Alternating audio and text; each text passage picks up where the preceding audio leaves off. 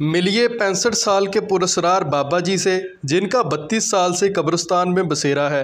Police की नौकरी छोड़कर फ़कीरी लाइन में दाखिल होने वाले पुरस्कार बाबा जी ने गुज़श्ता 21 साल से रोटी नहीं खाई और ना ही जूते पहने। सांप पकड़कर इनसे खेलना बाबा जी का शौक़ है। 16 बार बाबा जी को जहरीले सांपों ने डसा, लेकिन फिर भी वो ज़िंदा हैं। पुरस्कार बाबा जी के पास एक असली नागमणि भी है, जिसके ऊपर सांप की तस्वीर बनी हुई है। इस नागमणि के क्या क्या कमालात हैं और इस पुरस्कार बाबा जी की ज़िंदगी के हैरानकुन वाक़यात सुनते हैं इन्हीं की ज़ुबानी।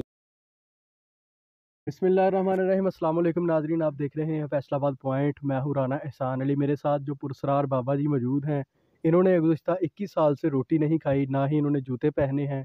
इन्होंने रोज़ा रखा हुआ है कि गंदम की रोटी नहीं खानी, और गुज़श्ता 32 साल से इनका कब्रिस्तान के अंदर डेरा है। यहीं इनका ओढ़ना बिछोना है और यहीं पे ये अपने सारे मामलात देखते हैं। गुज़श्ता 32 साल से यहीं पे ये गुज़र बसर अपना कर रहे हैं। इनसे पूछेंगे कि ऐसा क्या हुआ कि इन्होंने कब्रिस्तान के अंदर डेरा लगा लिया। और इसके साथ साथ मैं आपको ये भी बताऊं कि ये सांपों के साथ खेलते हैं और अब तक 16 जहरीले सांप इनको डस चुके हैं, लेकिन इनके जिस्म में जहर तक नहीं रचा। इनसे बात करेंगे कि ऐसा क्या हुआ कि सांपों के साथ खेलना पड़ा और कब्रिस्तान में डेरा डालना पड़ा। अस्सलाम वालेकुम। बिस्मिल्लाह जी, वालेकुम ਕੀ सलाम। ਹਾਲ ਹੈ ਬਾਬਾ ਜੀ? ਠੀਕ ਹੋ? अल्लाह दी रहमत शुक्र अल्लाह दी दात दा जी। ਕੀ ਬਣਿਆ ਕਦੋਂ ਦੇ ਇੱਥੇ ਆਪਣਾ ਕਬਰਿਸਤਾਨ ਦੇ ਵਿੱਚ ਹੀ ਹੋ? सानू जी मैं सन 90 तो इत्थे आ रहा हां ਅੱਛਾ कब्रिस्तान ਅੱਛਾ।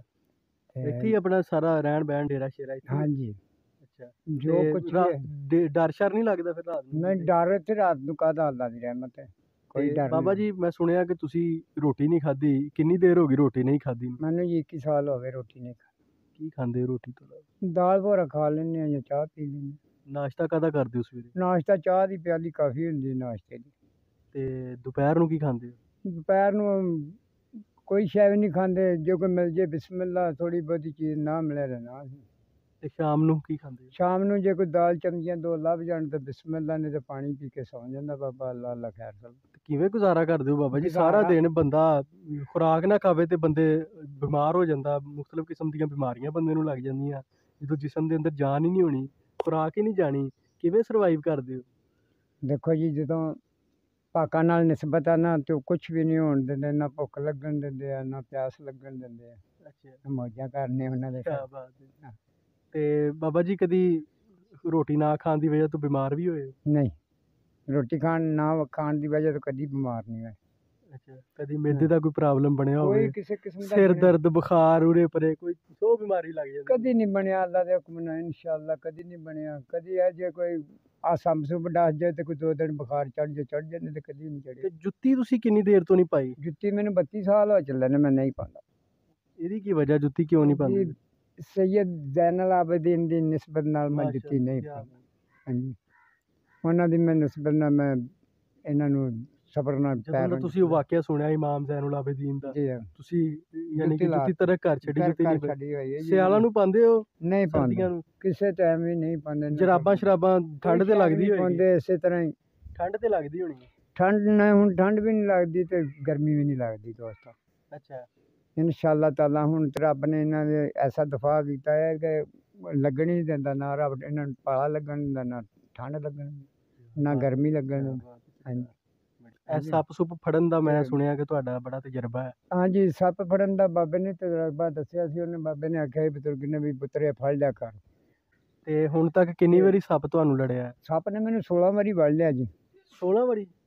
ਮੈਨੂੰ ਕਦੀ ਕੋਈ ਜ਼ਹਿਰੀਲਾ ਸੱਪ ਲੜਿਆ? ਜ਼ਹਿਰੀਲਾ ਮੈਨੂੰ ਪਦਮਨਾਗ ਲੜਿਆ, ਕੋਬਰਾ ਲੜਿਆ, ਕਿੱਥੇ ਲੜਿਆ ਜੀ? ਸੰਗ ਚੂਰ ਲੜਿਆ, ਇਹ ਲੜਿਆ ਜੀ। ਅੱਛਾ, ਇਹ ਕਿਹੜਾ ਸੱਪ ਲੜਿਆ ਇਹ ਜੀ? ਪਦਮ ਲੜਿਆ ਜੀ। ਵਾਹ। ਹੈ ਨਾ, ਇਹਨੇ ਸਾਰੇ ਪੱਠੇ ਜਿਹੇ ਪੋਲੇ ਕਰਤੇ ਜੀ। ਹਾਂ, ਓ ਹੋ। ਹੈ ਨਾ, ਅੱਛਾ, ਪਦਮਨਾਗ ਜ਼ਹਿਰੀਲਾ ਸੱਪ ਹੁੰਦਾ? ਜ਼ਹਿਰੀਲਾ ਹੈ ਪਦਮ। ਤੇ ਬਾਬਾ ਜੀ ਮੈਂ ਸੁਣਿਆ ਤੁਸੀਂ ਪੁਲਿਸ 'ਚ ਕੰਮ ਕਰਦੇ ਹੋ, ਹਾਂਜੀ, ਕੀ ਸੀ ਕਰਦੇ। ਤੁਹਾਡਾ ਰੈਂਕ? ਰੰਗ ਸਾਡਾ ਕੀ ਜੀ, ਅਸੀਂ ਕਾਂਸਟੇਬਲ ਹੀ ਸਾਂ, ਸਿਪਾਹੀ ਸਾਂ। ਸਪਾਈ 'ਚ? ਜੀ, ਤੇ ਕਿੰਨੀ ਦੇਰ ਪੁਲਿਸ ਦੀ ਨੌਕਰੀ ਕੀਤੀ? ਕੀਤੇ ਆ 2.5-3 ਸਾਲ। ਅੱਛਾ, ਤੇ ਛੱਡ ਕਿਉਂ ਦਿੱਤਾ ਫਿਰ ਪੁਲਿਸ? ਛੱਡ ਮੈਂ ਨੌਕਰੀ ਤੋਂ ਛੁੱਟੀ ਆਇਆ ਤੇ ਨਹੀਂ ਗਿਆ ਵਾਪਸ ਜੀ। ਅੱਛਾ, ਤੁਸੀਂ ਛੁੱਟੀ ਆਏ ਹੋ ਤੇ ਫਿਰ ਵਾਪਸ ਨਹੀਂ ਗਏ? ਵਾਪਸ ਨਹੀਂ ਗਿਆ। ਇਹਦੀ ਕੀ ਵਜ੍ਹਾ ਬਣੀ? ਵਜ੍ਹਾ ਫਿਰ ਜਿੱਥੇ ਰੱਬ ਨੇ ਰੱਖਣਾ ਦਾਣਾ ਪਾਣੀ ਉੱਥੋਂ ਚੁੱਕਿਆ ਗਿਆ ਤੇ ਐਸ ਮੈਦਾਨ 'ਚ ਆਉਣਾ ਸੀ, ਮਲੰਗਾਂ ਦੀ ਖੇਡ 'ਚ, ਬਜ਼ੁਰਗਾਂ ਦੇ ਖਿਦਮਤ ਵਾਸਤੇ। ਬਜ਼ੁਰਗਾਂ ਸਾਨੂੰ ਖਿੱਚ ਕੇ ਇੱਥੇ ਲੈਣ ਦਾ। ਅੱਛਾ, ਹਾਂਜੀ मैं सुनिया ਤੁਹਾਡੇ ਕੋਲ ਇੱਕ ਨਾਗਮਣੀ ਹੈ, ਹੈਗੀ ਹੈ ਉਹ ਸਹੀ ਹੈ? ਸਹੀ ਹੈ ਬਿਲਕੁਲ। ਕਿਵੇਂ ਉਹਨੂੰ ਅਸੀਂ ਸਾਬਤ ਕਰਾਂਗੇ ਕੋਈ ਠੀਕ ਹੈ? ਉਹਨੂੰ ਜੀ ਅਜਮਾਣਾ ਤੇ ਉਹ ਕਿਸੇ ਦੇ ਸਾਂਪ ਲੜਿਆ ਹੋਵੇ ਤੇ ਉੱਥੇ ਅਜਮਾ ਲਓ, ਕਿਤੇ ਛਾਲਾ ਬਣਿਆ ਹੋਵੇ ਛਾਲੇ ਦੇ ਉੱਤੇ ਲਾਉਂਦੇ ਆ ਤੇ ਛਾਲੇ ਦਾ ਜ਼ਹਿਰ ਸਾਰਾ ਥੱਲੇ ਨਿਕਲ ਜਾਂਦਾ। ਅੱਛਾ। ਤੇ ਜੇ ਕਿਸੇ ਦੇ ਦੰਦ ਲੱਗੇ ਹੁੰਦੇ ਉਹਦੇ ਤੇ ਵੀ ਬਿਸਮਿਲ੍ਲਾ ਪੜ੍ਹ ਕੇ ਤੇ ਉਹਨੂੰ ਲਾਉਂਦੇ ਆ, ਫੇਰਨੇ ਆ ਤੇ ਉਹਨੂੰ ਤੁਹਾਨੂੰ ਸ਼ਵਾ ਮਿਲੀ ਕਿੱਥੋਂ? ਸਾਨੂੰ ਜੰਗਲ ਚੋਂ ਮਿਲੀ। ਉਹ ਸਾਡੇ ਨਾਜ਼ਰੀਨ ਨੂੰ ਦਿਖਾਓ ਥੋੜੇ बिस्मिल्लाह जी दिखा इजाज़त दें। कराओ ਉਹਦੀ ਕਿ ਉਹ ਕੀ चीज़ है। नाजरीन नागमनी आपको दिखाने जा रहे हैं हम।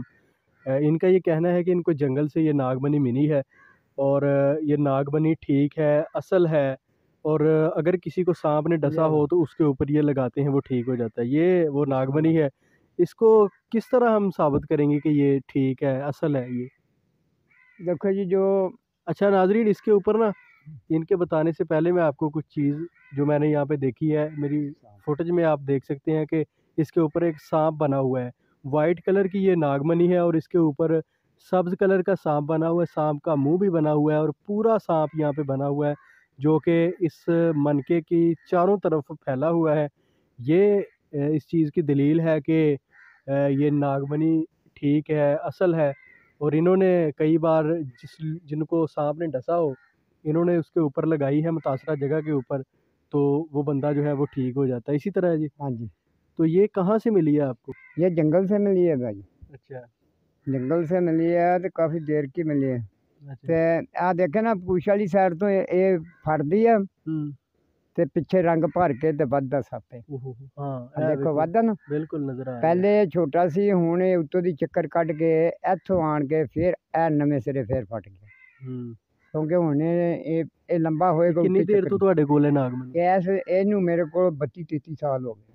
ਅੱਛਾ। ਕਦੀ ਕਿਸੇ ਨੇ ਮੰਗੀ ਨਹੀਂ, ਕਿਹਾ ਨਹੀਂ ਵੇਚਦੇ? ਮੈਂ ਕਿਸੇ ਨੂੰ ਨਾ ਮੈਂ ਮੰਗੇ, ਮੇਰੇ ਕੋਲ ਨਾ ਕਿਸੇ ਨੇ ਮੰਗੀ, ਨਾ ਮੈਂ ਕਿਸੇ ਨੂੰ ਵਿਖਾਈ ਨਹੀਂ ਛੇਤੀ।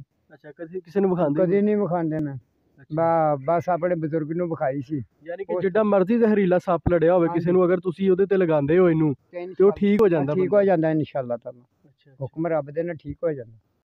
देखें जी, ये थे पुरस्कार बाबा जी शौकत, जो कि गुज़िश्ता 32 साल से कब्रिस्तान के अंदर ही मौजूद हैं। यहीं पे इनका ओढ़ना बिछोना है, खाना पीना इनका यहीं पे होता है।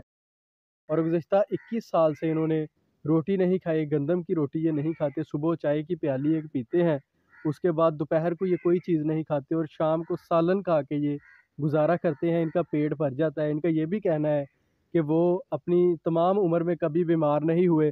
खाना छोड़ने की वजह से कभी इनके जिस्म के ऊपर कोई किसी किस्म की तब्दीली जो है वो वाज़े नहीं हुई, रूनमा नहीं हुई, ना ही ये कभी बीमार हुए हैं। और आप देख सकते हैं फुटेज में कि ये एक दरख्त के साथ लटक रहे हैं। हालांकि इनकी उम्र कितनी हो गई है आपकी उम्र? 65 साल। 65 साल इनकी उम्र हो चुकी है और 65 साल की उम्र में ये दौड़ भी लगा रहे हैं, फुटेज में आप देख रहे हैं। और एक दरख्त के साथ ये लटक के बड़े करतब दिखा रहे हैं। और इस उम्र में इस तरह करना बड़ी एक हैरानकुन बात होती है। बंदे के अंदर उस तरह की ताकत नहीं होती जो कि जवानी में होती है। लेकिन ये बाबा जी पुरस्कार बाबा जी हैं जो लटक रहे हैं, कभी उल्टा कभी सीधा, दौड़ भी लगा रहे हैं, धमाल भी डाल रहे हैं। इनका ये कहना है कि वो गुज़िश्ता 32 साल से कब्रिस्तान के अंदर रहाइश पजीर हैं। अगर ये स्टोरी आपको पसंद आई है तो लाइक शेयर ज़रूर कीजिएगा और इसी के साथ मुझे इस वीडियो से इजाज़त दीजिए। अल्लाह हाफ़िज़।